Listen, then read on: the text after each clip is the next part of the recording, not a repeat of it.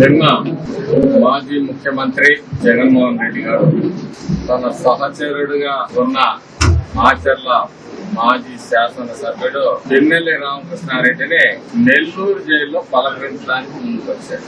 ఈ రాష్ట్రంలో ఆయన ముఖ్యమంత్రిగా ఉన్నప్పుడు బలహీన వర్గాల మీద దాడులు జరిగినప్పుడు గాని, దళిత డాక్టర్ సుధాకర్ ని వేధించి చంపినప్పుడు గాని, వాళ్ళ ఎమ్మెల్సీ డోర్ డెలివరీ చేసినప్పుడు గాని, తన అక్కని అవమానించారు, అసభ్యంగా ప్రవర్తిస్తున్నారు అని చెప్పేసి ఒక పసిబిడ్డ మరి భావోద్వేగంతో తన అక్కని కాపాడే ప్రయత్నం చేసినప్పుడు ఆ కుర్రాడు సజీవ దహనం చేసినప్పుడు రేపల్లెలో ఎప్పుడూ బయటికి రాలే మరి ఈ ముఖ్యమంత్రి గారు.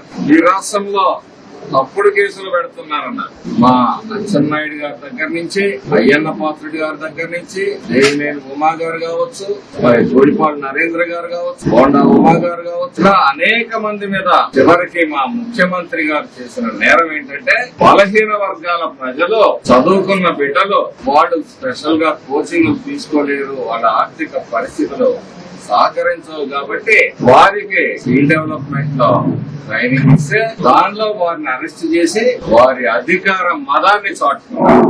అప్పుడెప్పుడు ఈయన బయటికి రాలా. ఈ రోజు ఒక నేరస్తుడిని కాపాడటానికి మాత్రం బయటకు వచ్చి సుద్దులు చెప్తా ఉన్నాడు. అభివృద్ధి పైన దృష్టి పెట్టమని చెప్తా ఉన్నాడు. హామీల గురించి మాట్లాడుతా ఉన్నాడు. నెల రోజులైంది ఈ రాష్ట్రాన్ని విధ్వంసం చేసి, ఈ రాష్ట్ర ఆర్థిక పరిస్థితిని చిన్నాభిన్నం చేసి రాబోయే 20 సంవత్సరాలు 2 దశాబ్దాల్లో కూడా కూర్చుకోలేనంత అగాధాలను ఏర్పాటు చేసి ఈ రోజు అది చేశారా, ఇది చేశారా, ఆ పథకం ఇచ్చారా, ఈ పథకం ఇచ్చారా అని మాట్లాడుతున్నావు. 5 సంవత్సరాల పరిపాలనలో నువ్వు ఎన్ని హామీలు అమలు చేశావు జగన్మోహన్ రెడ్డి? 99% హామీలు అమలు చేశానంటాడు.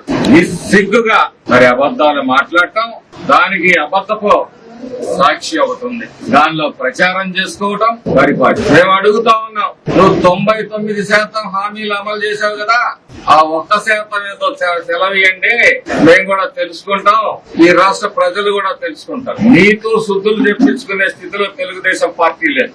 ఈ రోజు రాష్ట్రంలో అనేక కష్టాలు, బాధలు, కేసులు, సాధింపులు, వేధింపులు, ఆర్థిక నష్టాలు, నువ్వు చేసిన విధానాలు మా పార్టీ నాయకుడు ఆదేశించుంటే వాళ్ళు ఈ రోజు స్వేచ్ఛగా తిరుగుతున్నారంటే మా చంద్రబాబు నాయుడు గారి దయా భిక్షను గుర్తుపెట్టుకోండి. నోరు కొవ్వెక్కి మదమెక్కి నెల రోజులు కూడా పూర్తిగానే ప్రభుత్వం మీద అభాండాలు వేస్తారా? మీ శాసనసభ్యుడు పరామర్శకి వెళ్ళాడా?